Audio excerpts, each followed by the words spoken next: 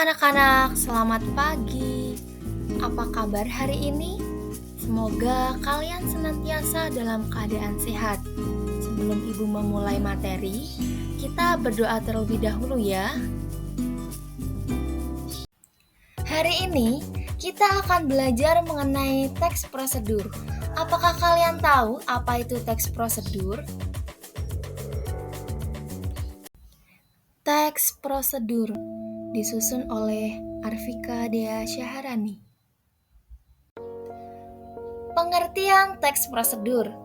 Teks prosedur merupakan teks yang berisi cara untuk membuat atau melakukan sesuatu dengan langkah-langkah yang tepat secara berurutan, sehingga menghasilkan suatu tujuan yang diinginkan.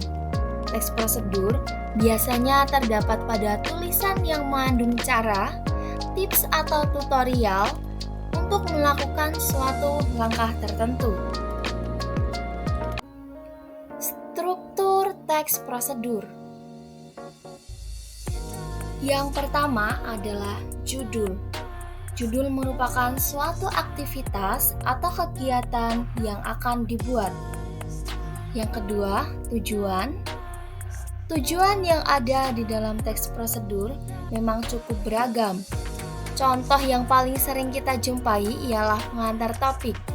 Tak hanya itu, bisa saja tujuan tersebut berisi mengenai kenapa teks prosedur itu dibuat. Kemudian yang ketiga adalah alat dan bahan. Alat dan bahan berisi alat dan bahan apa saja yang digunakan dalam teks prosedur. Yang keempat adalah langkah-langkah. Langkah-langkah yaitu proses dari tahapan maupun langkah yang wajib dilaksanakan demi memperoleh hasil yang jauh lebih maksimal sesuai dengan tujuan dari pembuatan teks prosedur. Pada bagian ini, langkah-langkah wajib disusun dengan cara yang berurutan, sebab nantinya akan membahas dari tahapan 0 sampai dengan pembahasan hasil pencapaian.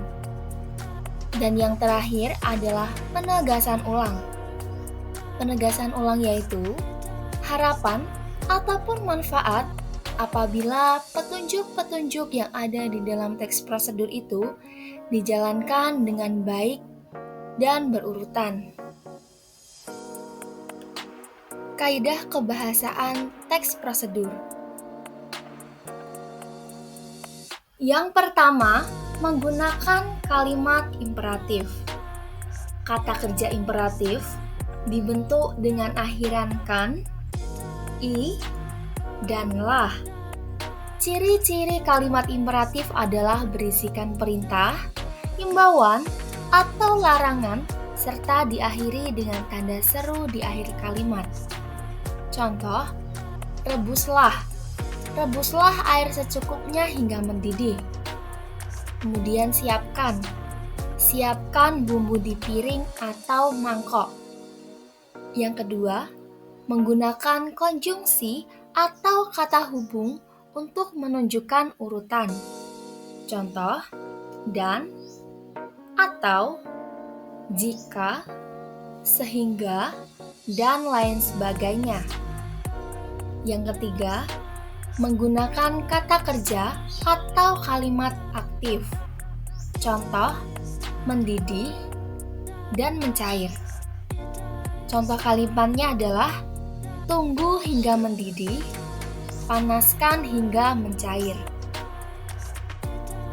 Yang keempat, menggunakan partikel seperti kan dan lah.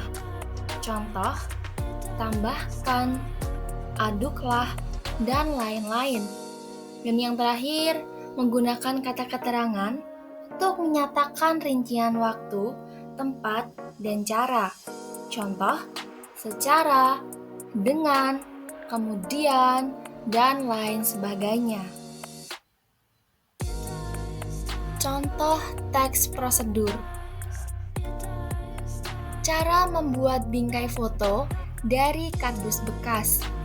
Bingkai foto atau yang lebih sering disebut sebagai figura adalah sebuah tepi dekoratif yang dibuat untuk memasang, melindungi, dan memajang sebuah gambar, foto, atau lukisan. Alat dan bahan: kardus bekas, gunting, kaca, lem, pita atau kertas kado, dan penggaris. Langkah-langkah: 1. Langkah yang pertama adalah dengan mengukur kardus memakai penggaris. Ukuran nantinya dapat disesuaikan dengan ukuran dari foto yang akan dipajang. 2. Ukurlah kaca seperti halnya kardus tadi. Langkah yang berikutnya ialah dengan memotong 2 lembar kardus yang bisa disesuaikan dengan ukuran potongan kardus yang pertama. Kemudian, buatlah sekat pada bagian tengah kardus memakai potongan dari kardus kecil yang lain. Selanjutnya, rekatkan dengan memakai lem. Ambil kardus lagi, lalu bentuklah sesuai dengan keinginan.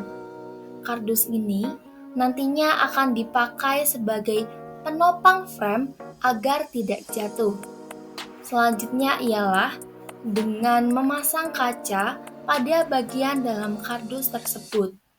Untuk yang terakhir, dengan menggunakan kertas kado atau pita tadi, tempelkan kertas pada bagian luar kardus sehingga bisa dijadikan hiasan dan supaya lebih cantik.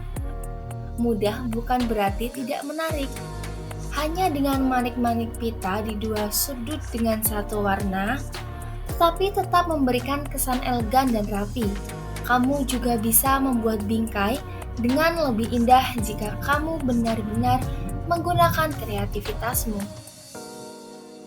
Analisis struktur teks prosedur. Yang pertama adalah judul, yaitu cara membuat bingkai foto dari kardus bekas. Yang kedua, tujuan, yaitu bingkai foto atau yang lebih sering disebut sebagai figura adalah sebuah tepi dekoratif yang dibuat untuk memasang, melindungi, dan memajang sebuah gambar, foto, atau lukisan. Yang ketiga, alat dan bahan, yaitu kardus bekas, gunting, kaca, lem, pita atau kertas kado, dan penggaris. Yang keempat, bagian langkah-langkah. Langkah yang pertama adalah dengan mengukur kardus dengan memakai penggaris. Ukuran nantinya dapat disesuaikan dengan ukuran dari foto yang akan dipajang. Ukurlah kaca seperti halnya kardus tadi. Langkah yang berikutnya ialah dengan memotong 2 lembar kardus yang bisa disesuaikan dengan ukuran potongan kardus yang pertama. Kemudian, buatlah sekat pada bagian tengah kardus memakai potongan dari kardus kecil yang lain. Selanjutnya, rekatkan dengan memakai lem. Ambil kardus lagi, lalu bentuk sesuai dengan keinginan. Kardus ini nantinya akan dipakai sebagai penopang frame agar tidak jatuh. Selanjutnya ialah dengan memasang kaca pada bagian dalam kardus tersebut. Untuk yang terakhir ialah dengan menggunakan kertas kado atau pita tadi. Tempelkan kertas pada bagian luar kardus sehingga bisa dijadikan hiasan dan supaya lebih cantik. Yang terakhir adalah penegasan ulang. Mudah bukan berarti tidak menarik. Hanya dengan manik-manik pita di 2 sudut dengan satu warna, tetapi tetap memberikan kesan elegan dan rapi. Kamu juga bisa membuat bingkai dengan lebih indah jika kamu benar-benar menggunakan kreativitasmu. Setelah mempelajari materi teks prosedur berupa struktur dan kaidah kebahasaan, bisakah kalian mengidentifikasi secara mandiri bagaimana kaidah kebahasaan dalam contoh teks prosedur tersebut? Mungkin itu saja yang dapat Ibu sampaikan. Apabila terdapat kekurangan, Ibu mohon maaf. Sekian dan terima kasih.